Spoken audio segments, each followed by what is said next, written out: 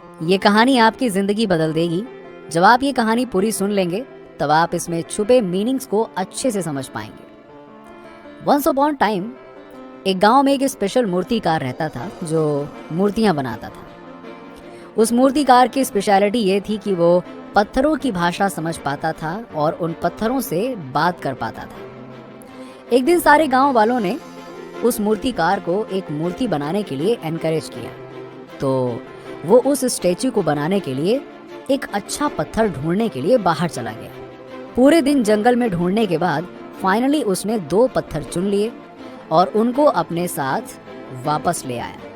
उन 2 पत्थरों में से एक को मूर्ख पत्थर और दूसरे को चतुर पत्थर कहा जाता था।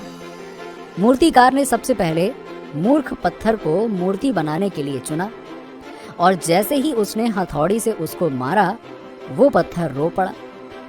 एक पत्थर का रोना सुन के मूर्तिकार चौंक गया और उसने अपना काम रोका और उस पत्थर से पूछा, अरे क्या हो गया, तुम रो क्यों रहे हो? रो मत।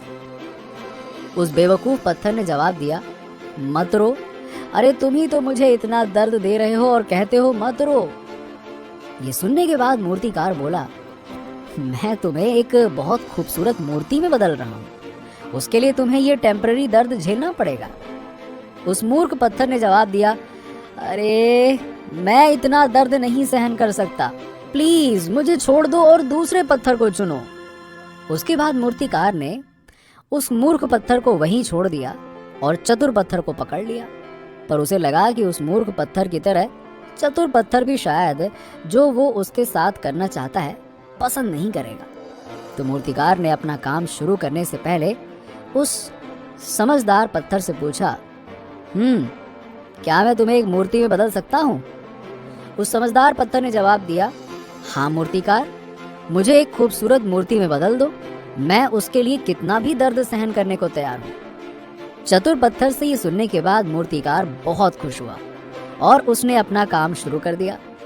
उसने अपनी छेनी और हथौड़ा उठाया और उस पत्थर को एक एक करके बहुत फोर्स के साथ मारना शुरू कर दिया, पर उस चतुर पत्थर ने सारा दर्द सहा और कुछ देर बाद उस पत्थर के बहुत सारे पार्ट्स भी कटे, पर फिर भी उसने मूर्तिकार की स्किल पर भरोसा किया और वो सब कुछ सहन करता रहा। एट लास्ट मूर्तिकार का काम खत्म हुआ और उसने चतुर पत्थर को एक बहुत खूबसूरत मूर्ति में यानी कि स्टेचू में सक्सेसफुली बदल दिया।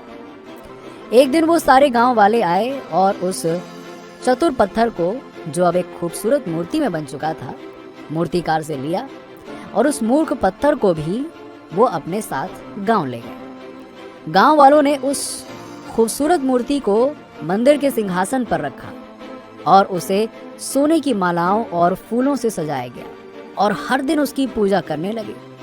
और उन्होंने उस मूर्ख पत्थर को मंदिर के दरवाजे पर ही रखा ताकि वो उससे नारियल फोड़ सके। जब ये सब कुछ चल रहा था तब एक दिन वो मूर्ख पत्थर बहुत गुस्से में आया और उसने चतुर पत्थर, जो कि खूबसूरत मूर्ति में बदल चुका था, उससे बोला, ये कितना बड़ा अन्याय है, देखो हम दोनों एक ही जंगल से आए, पर गांव वाले तुम्हारी फूलों से पूजा करते हैं और मैं हूं कि मेरे से नारियल फोड़ा जा रहा है। मुझे रोज इतने सारे दर्द से गुजरना पड़ता है, ये तो सरासर नाइंसाफी है। चतुर पत्थर ने जवाब दिया, तुम शायद भूल रहे हो कि जब मूर्तिकार ने मेरी तरह तुम्हें भी एक खूबसूरत मूर्ति में बनाने की कोशिश करी तो तुम रोए और तुमने उसे रोक दिया। उस दिन तुम दर्द सहन नहीं कर पाए और हार मान ली, पर मैंने उस मूर्तिकार पर भरोसा रखा और इतना ज्यादा दर्द और पीड़ा को सहा, इसीलिए आज मैं एक खूबसूरत मूर्ति बन गया हूँ और तुम सिर्फ एक सिंपल से पत्थर रह गए हो। चतुर पत्थर से ये बातें सुनने के बाद उस मूर्ख पत्थर को अपनी गलती का एहसास हो गया, पर तब तक तो बहुत देर हो चुकी थी। एज अ रिजल्ट उस मूर्ख पत्थर को अपनी पूरी जिंदगी पेन और सफरिंग में बितानी पड़ी। इस कहानी में अपने आप को पत्थर और भगवान को मूर्तिकार की जगह रखिए और पूरी कहानी के बारे में सोचिए। जब आप भी जिंदगी में बहुत सारे दर्द और सफरिंग्स का सामना करते हैं, तो क्या आप भी उस मूर्ख पत्थर की तरह भगवान से उस दर्द से छुटकारा पाने के लिए प्रार्थना करते हैं?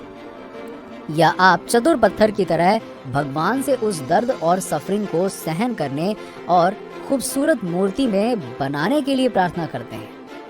अगर आप दर्द से भागने का रास्ता चुनते हैं तो भले ही आप उस दर्द से टेम्पररी रिलीफ पा लें, पर आपको अपनी पूरी जिंदगी दर्द में बितानी पड़ेगी।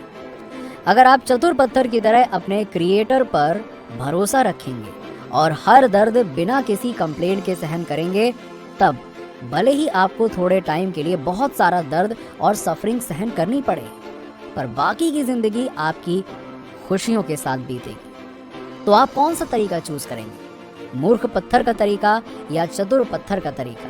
अपने क्रिएटर को ये डिसीजन इस वीडियो के कमेंट में लिखकर बताएं और इस वीडियो को अपने दोस्तों के साथ पे शेयर करें, ताकि वो भी डिसाइड कर सकें कि उन्हें कौन सा रास्ता चूज करना है और अपने क्रिएटर को इन्फॉर्म